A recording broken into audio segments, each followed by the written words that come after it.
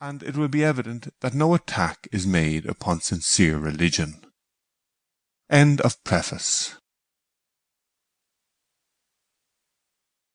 The Ragged Trousered Philanthropists by Robert Tressell. Recording by Stephen Green. Chapter 1, Part 1. An imperial banquet, a philosophical discussion, the mysterious stranger, Britons never shall be slaves. The house was named the Cave. It was a large old-fashioned three-storied building standing in about an acre of ground, and situated about a mile outside the town of Mugsborough. It stood back nearly 200 yards from the main road, and was reached by means of a by-road or lane, on each side of which was a hedge formed of hawthorn trees and blackberry bushes.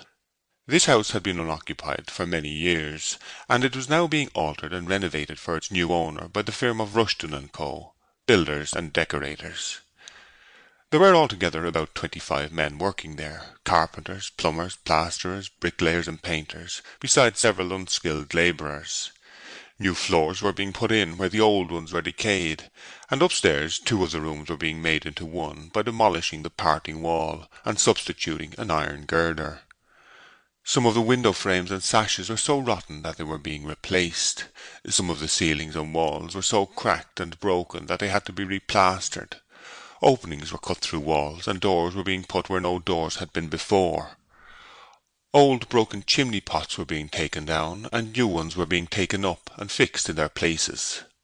All the old whitewash had to be washed off the ceilings, and all the old paper had to be scraped off the walls preparatory to the house being repainted and decorated. The air was full of the sounds of hammering and sawing, the ringing of trowels and the rattle of pails, the splashing of water brushes, and the scraping of the stripping knives used by those who were removing the old wallpaper. Besides being full of these, the air was heavily laden with dust and disease germs, powdered mortar, lime, plaster, and the dirt that had been accumulating within the old house for years. In brief, those employed there might be said to be living in a tariff reform paradise. They had plenty of work. At 12 o'clock Bob Crass, the painter's foreman, blew a blast upon a whistle, and all the hands assembled in the kitchen, where Bert the apprentice had already prepared the tea, which was ready in the large galvanized iron pail that he had placed in the middle of the floor. By the side of the pail were a number of old jam jars, mugs, dilapidated teacups, and 1 or 2 empty condensed milk tins. Each man on the job paid Bert 3 a week for the tea and sugar. They did not have milk, and although they had tea at breakfast time as well as at dinner, the lad was generally considered to be making a fortune. 2 pairs of steps laid parallel on their sides at a distance of about 8 feet from each other, with a plank laid across. In front of the fire, several upturned pails and the drawers belonging to the dresser formed the seating accommodation. The floor of the room was covered with all manner of debris, dust, dirt, fragments of old mortar and plaster. A sack containing cement was leaning against one of the walls, and a bucket containing some stale whitewash stood in one corner. As each man came in, he filled his cup, jam jar, or condensed milk tin with tea from the steaming pail before sitting down. Most of them brought their food in little wicker baskets, which they held on their laps, or placed on the floor beside them.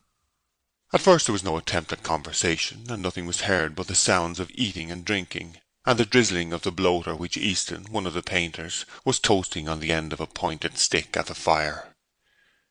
"I don't think much of this bloody tea," suddenly remarked Sawkins, one of the labourers. "Well, it ought to be all right," retorted Bert. "It's been boiling ever since 11:30. Bert White was a frail-looking, weedy, pale-faced boy, 15 years of age and about 4 feet 9 inches in height. His trousers were part of a suit that he had once worn for best, but that was so long ago that they had become too small for him, fitting rather tightly and scarcely reaching the top of his patched and broken hobnailed boots. The knees and the bottoms of the legs of his trousers had been patched with square pieces of cloth, several shades darker than the original fabric, and these patches were now all in rags. His coat was several sizes too large for him, and hung about him like a dirty, ragged sack. He was a pitiable spectacle of neglect and wretchedness as he sat there upon an upturned pail, eating his bread and cheese with fingers that, like his clothing, were grimed with paint and dirt.